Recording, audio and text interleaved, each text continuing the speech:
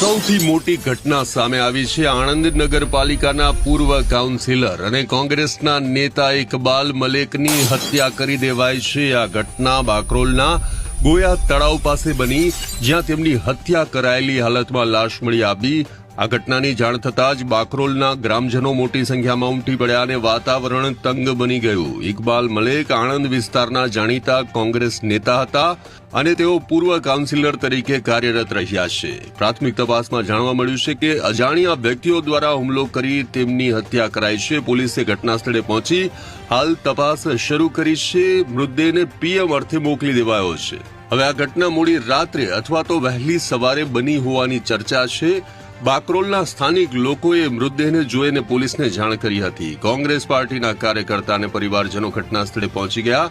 આ ઘટનાને રાજકીય ષડયંત્ર પણ માનવામાં આવી રહ્યું છે। પોલીસે આસપાસના વિસ્તારમાં તપાસ વધારી છે।